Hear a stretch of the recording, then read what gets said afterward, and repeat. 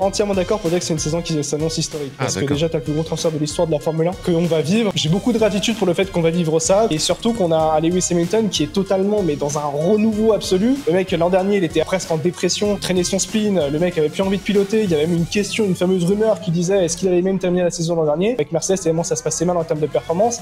Là, il arrive chez Ferrari. À peine 75 live, c'est le mec le plus heureux du monde. On a l'impression qu'il a même pas, qu'il a pas 40 ans. On a l'impression qu'il a 18 ans, qu'il débute sa carrière en Formule 1. Aston Martin, c'est l'élève dans la classe. On dit ah, cette année, il va faire une bonne année, puis en fait, il est nul. Ce sport est dingue. Ce sport est fou. Paramètres qu'on n'a pas dans les autres sports.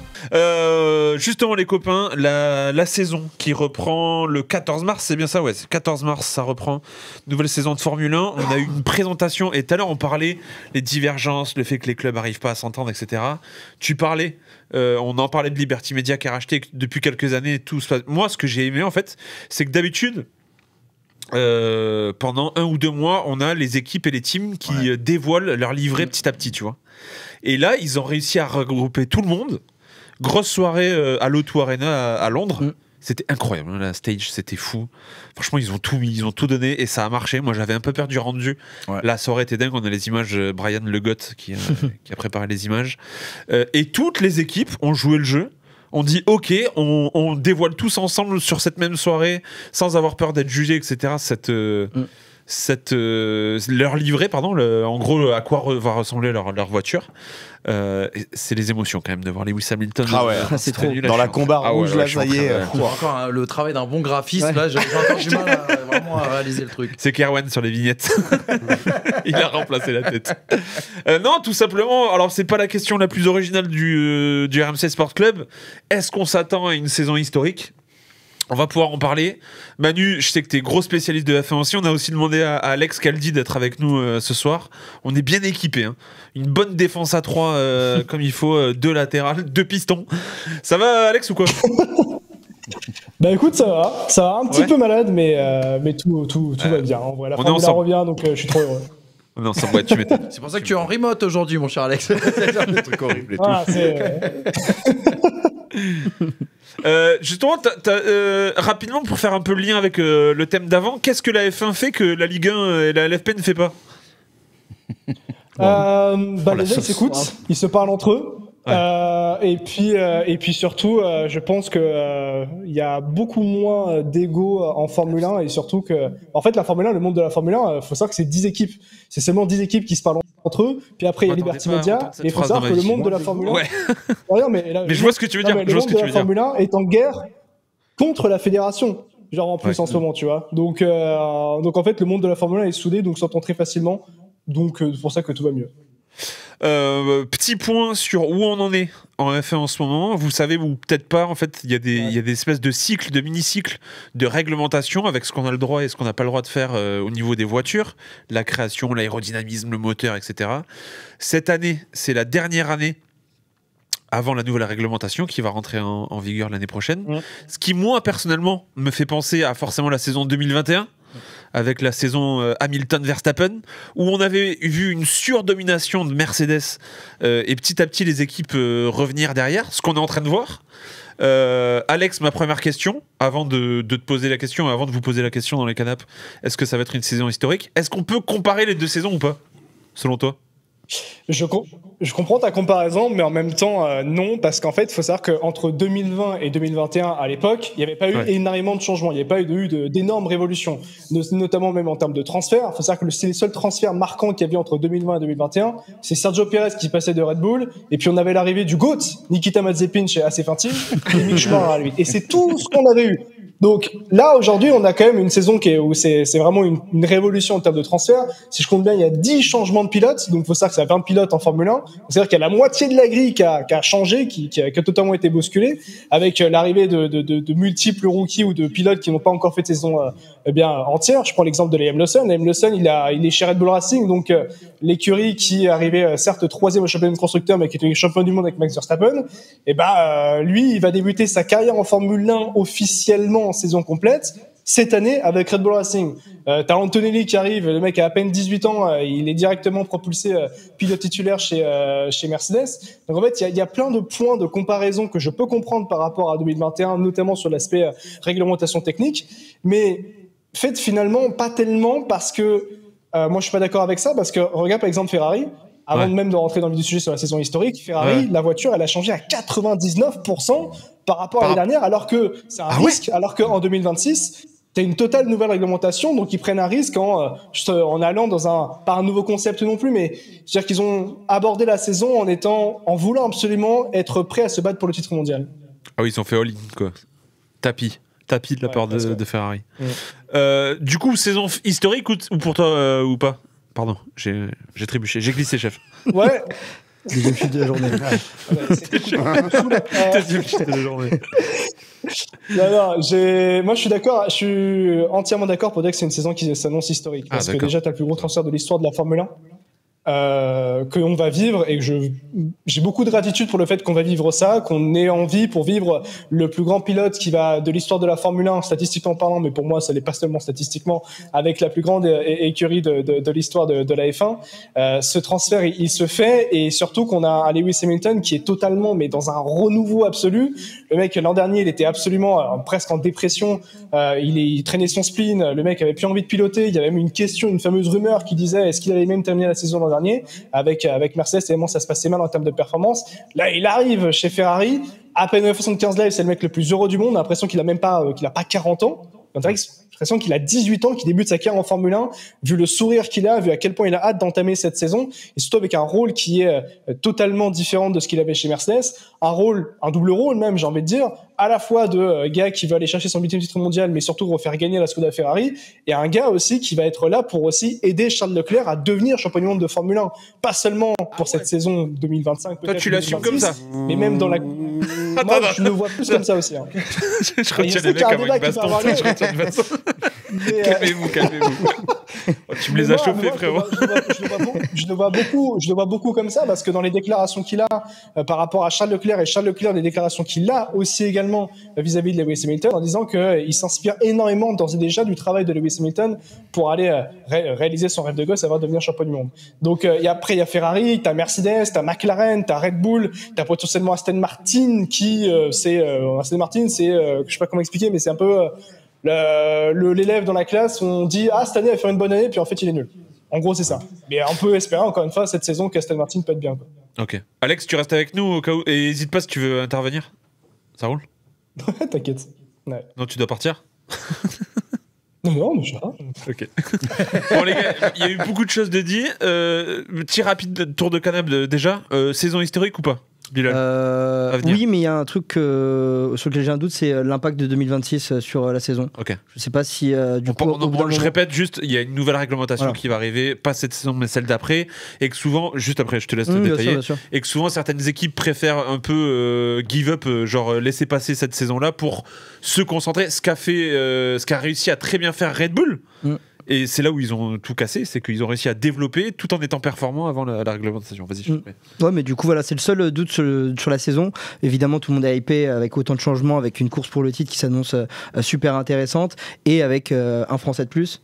Isaac Hadjar, qui a l'air assez sympathique. Je l'aime. Ouais, je l'aime déjà aussi. Je l'aime déjà. Enfin, on est tous pareils. On a tous envie qu'il réussisse. Sa photo quand il découvre la livrée là. Ouais. C'est ça, j'adore. Il y a un truc très authentique, très très attachant chez ce pilote, et on est pressé de voir ce que ça va donner en tout cas. Manu, c'est la saison qui m'excite le plus. Maintenant, est-ce que on s'attend à une saison historique tant que les voitures elles ont pas roulé?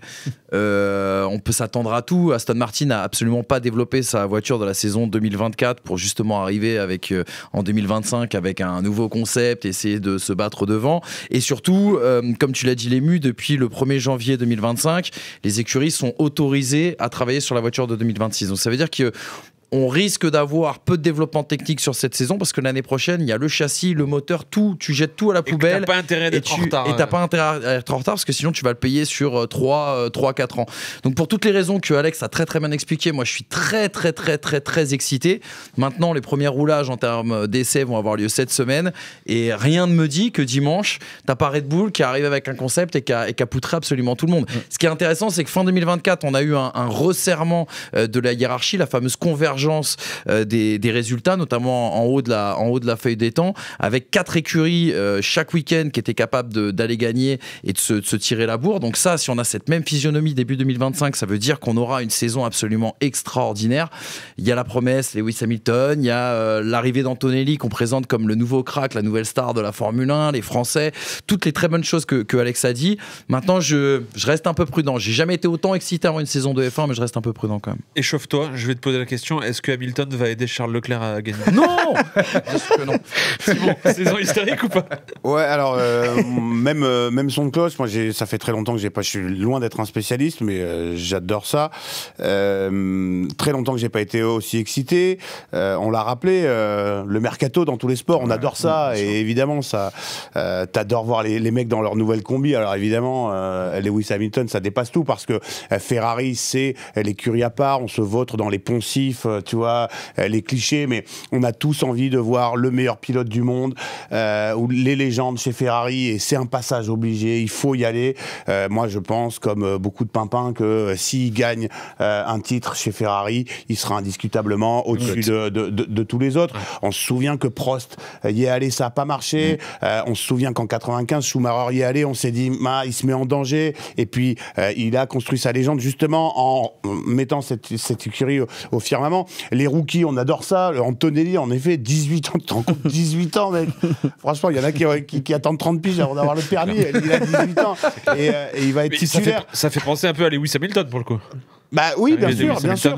Et à côté de ça, alors pour revenir sur Lewis Hamilton, c'est quand même un carnassier, hein, le mec, il y va pas pour faire de la figuration. Si Leclerc s'imagine que Lewis va dire, alors mon copain, bon, je vais t'aider, je vais mettre mon expérience au profit de ta carrière, mais il faut arrêter s'il peut le fourrer aux essais libres, en qualif, en course, et même au Scrabble, tu vois, les week-ends de repos, il va pas se gêner.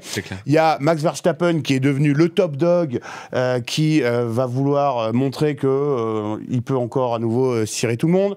Là, je parle sous le contrôle des spécialistes. On va voir si Honda continue à, je sais pas, à maintenir sa domination. Voilà. Il y a des mecs, moi je pense que Ferrari, ils ont fait une connerie ils ont pas eu de flair. Je pense que Carlos Sainz était un meilleur atout pour eux, et même peut-être un peu moins de surmoi, un peu moins d'ego que Charles Leclerc. Gueule, hein. Le fond de grille a beaucoup de gueule. Tu vois, par exemple, pourquoi je suis très excité, c'est que le fond de grille, tu vois, par exemple, Williams, ils ont un line-up qui est absolument incroyable. Sauber, avec l'arrivée d'Audi, il y a plein de questions qui se posent. L'écurie était au fond du trou. Est-ce qu'ils vont commencer à se développer? Et puis AlphaTauri avec Isaac, voilà, ça donne envie. Même le fond de grille aujourd'hui te donne envie de regarder le Grand Prix. C'est ça qui est fou, quoi. C'est vrai. T'as Ocon chez As aussi. Ouais. C'est ça qu'on a même pas parlé. Et on parle pas d'Alpine. On peut espérer quoi d'Alpine en vrai? En vrai, si tu veux. Parce qu'il y a eu des dramas aussi. Attention, le second pilote. Tu peux nous résumer ça? Alors, par où commencer? Par où commencer? Non, ils sont complètement ratés sur la voiture de l'année dernière. Ensuite, ils ont poussé en jouant avec les limites du harcèlement professionnel avec Esteban Ocon pour le pousser dehors. Ils ont changé pour la 5e fois en 5 ans de direction à la tête de l'écurie. Ils ont fait revenir Flavio Briatore, qui a été impliqué avec Renault dans l'un des plus grands scandales de triche qui a marqué et éclaboussé la Formule 1. Derrière, qu'est-ce qu'ils ont fait? Il y a eu plein d'épisodes l'année dernière assez dramatiques. Ils ont décidé d'arrêter les moteurs, qui est quand même un pan d'histoire de la Formule 1 française et du savoir-faire justement de notre pays dans cette discipline. Et là, ils reviennent avec un tout nouveau projet. La dernière année du moteur Renault quand même en Formule 1, c'est important, faut le préciser. On va dire qu'ils ont nettoyé, que ce soit à l'usine qui construit la voiture du côté d'Enstone en Angleterre, que du côté de Viry-Châtillon où est construit justement le moteur pour toute la partie française. En vrai, ils ont fait un vrai putsch en interne. Il s'est passé, enfin bref, ça a été dramatique la saison dernière, mais on va dire que c'est peut-être de la destruction créatrice, c'est-à-dire que pour reprendre ce concept-là, on va dire la politique de la terre brûlée, ils repartent quasiment à zéro. Nouvelle équipe technique, nouveau line-up aussi, même s'il y a un point d'interrogation sur le deuxième pilote qui accompagnera Pierre Gasly, parce que Jack Doohan a signé, mais il y a Colapinto Colapinto qui arrive avec 30 millions de dollars en 3e pilote, donc on peut penser que si Jack Doohan n'est pas bon sur le début de saison, il pourra faire la place à l'Argentin. Fils de l'ancienne légende. Exactement, du MotoGP, enfin de la 500 à l'époque, on disait comme ça. Donc voilà, Alpine. Donc voilà, Alpine, c'est un énorme point d'interrogation, mais il y a une vraie fracture surtout avec le public français, et on verra si justement en ayant des résultats, ils arriveront à revenir un peu dans les cœurs des suiveurs français de la Formule 1 et du sport auto. Alex, tu voulais parler? Désolé, je t'ai pas entendu, je crois. Non, sur Alpine, enfin Manu a un petit peu a clairement même tout dit dans la globalité, mais moi, ce que j'aime dans la vie, c'est le divertissement, et Alpine me régale sur tu parlais de Jack Doohan, ce qui est même pour rajouter par rapport à Jack Doohan, il faut savoir qu'il a un contrat d'environ 5 Grands Prix. Le dernier Grand Prix qui, théoriquement, dans son contrat, devrait être le dernier, c'est chez lui en Australie, non pas chez lui en Australie, mais c'est un peu plus loin dans la saison du moins. Mais vu qu'il y a 48 Grands Prix, on n'arrive pas à s'en souvenir, c'est vrai. Oui, non, c'est le premier Grand Prix de la saison en Australie, mais c'est absolument rocambolesque. Donc ça veut dire qu'à Jeddah, en Arabie Saoudite, ça devrait être son dernier Grand Prix avant que Colapinto arrive. Notamment, Colapinto, il y a des sponsors qui sont arrivés du côté de chez Alpine, notamment un qui est très important, c'est Mercado Libre, si je me trompe pas. Et il faut savoir que à titre d'exemple, en l'espace de 5 Grands Prix l'an dernier, Colapinto, il avait rapporté plus de 20 millions à Williams. Donc en 5 Grands Prix, rendez-vous compte ce qu'il peut faire sur une année complète avec Alpine, quoi. Pour ajouter à ce que vient de dire Alex, Colapinto a proposé ses services à AlphaTauri, oh là je suis vieux, à Visa, Cash App, Racing Bull, Vicar, blabla, 3 petits points. Il a proposé ses services en fait à Red Bull pour justement être dans l'écurie sœur, et à l'époque il avait proposé 30 millions de dollars pour prendre le baquet, là où Isaac Hadjar n'apporte quasiment pas, on va dire, de financement, et ça avait fait réfléchir au sein de Red Bull. Après, Isaac Hadjar a fait une super séance d'essai qui a évacué tous les doutes financiers. Mais voilà, c'est dire aussi que c'est un sport particulier parce que certains pilotes apportent beaucoup d'argent. Wang Yuzhou aussi, par exemple, le pilote chinois qui était chez Sauber l'année dernière, lui, je crois, apporte proposé entre 40 et 50 millions de dollars plus un potentiel titulaire. milliard de personnes qui peuvent regarder la F1 en plus. Voilà, en plus de ça. En plus de ça, étant chinois. C'est ça. Mais un potentiel aussi de casser beaucoup de voitures et marquer. C'est partie du sport aussi. C'est clair. On a vu le classement de ceux qui ont coûté le moins cher que Gasly a gagné. Gasly, 0 dollars ou euros Première, de exactement de dégâts. Ce sport est dingue. Ce sport est fou. Paramètres qu'on n'a pas dans les autres sports.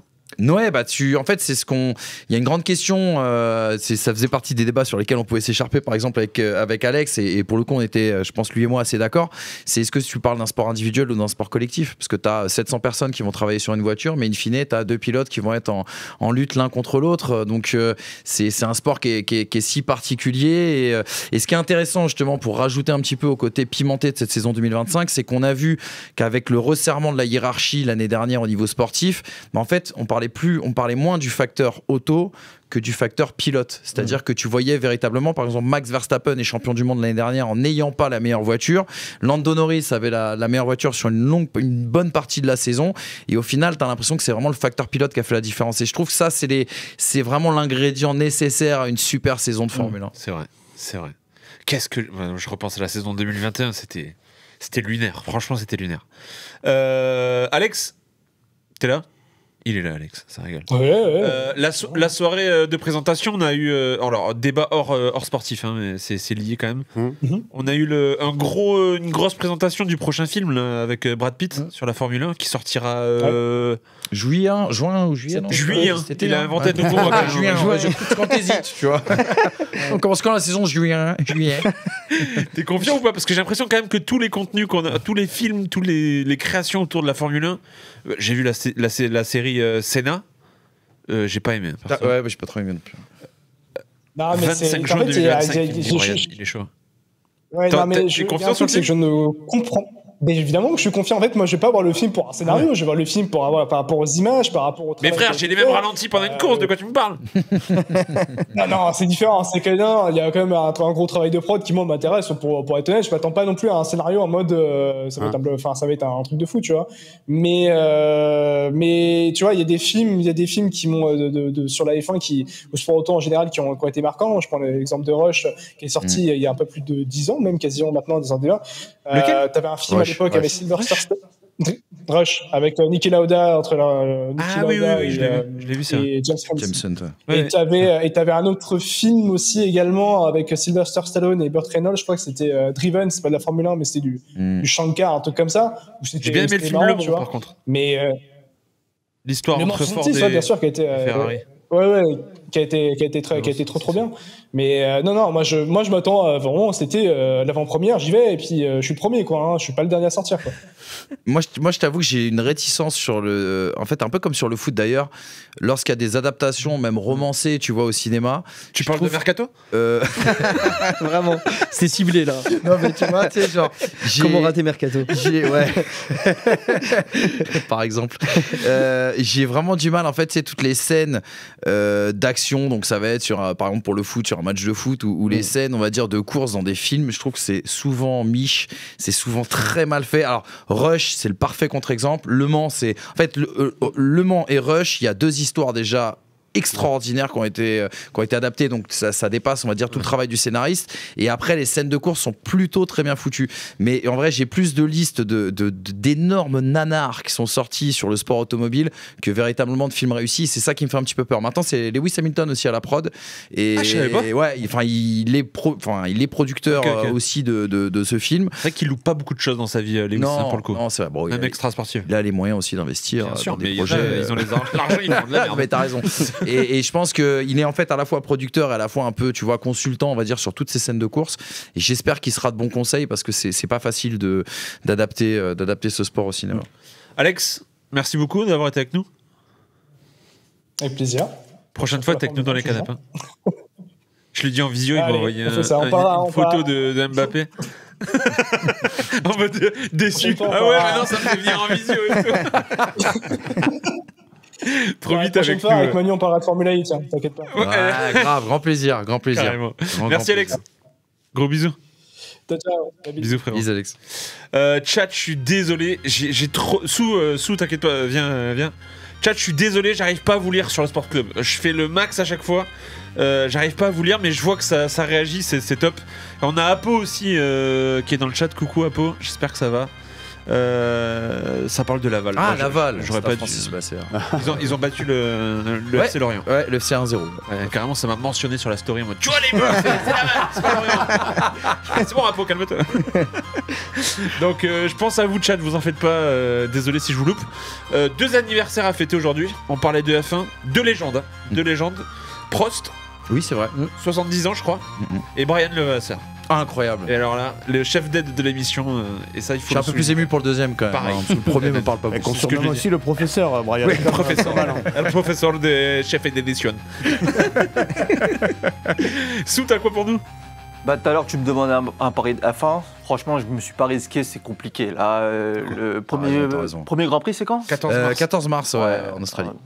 J'ai pas trop suivi les Mais ça, tu peux parier déjà? Ouais, tu peux déjà parier. Tu peux parier championnat du monde, tu peux sur le champion, sur la course. Tu peux faire la course et sur la saison, mais le problème, c'est que vu que les voitures n'ont pas encore roulé. Ouais, après, pour le Grand Prix, les cotes, elles vont peut-être évoluer. Oui, là, ça va bouger. Ça, pour le coup, ça risque de bouger très rapidement. Ouais. Là, je suis parti sur du tennis. Attends, c'est un sujet que je maîtrise un peu plus que la F1, voilà. Ça va vite aussi au service. Et je vais partir sur le match entre Rublev et Quentin Halys. Donc, c'est le premier tour d'un ATP 500 à Dubaï. Ouais.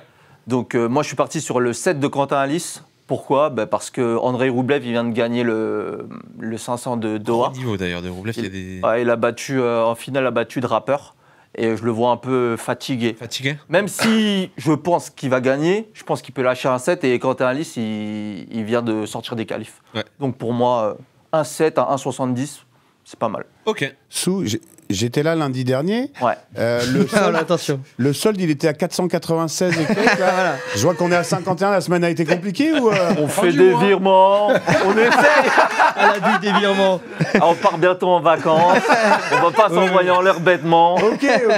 Non, je suis rassuré parce que je me disais la semaine a dû être compliquée. Ah ouais, tu veux voir mon historique, toi? Juste, il s'est vengé tout à l'heure de Sou qui l'a annoncé comme ça. Ah, bah vrai. J'y pensais même plus. Bon. Merci Sou. Ouais, tout à l'heure après les top 5. J'adore cette émission. Je savais que ça allait être incroyable. Ça se trouve en fait l'émission est à chier, c'est juste mon Doliprane qui me retombe totalement.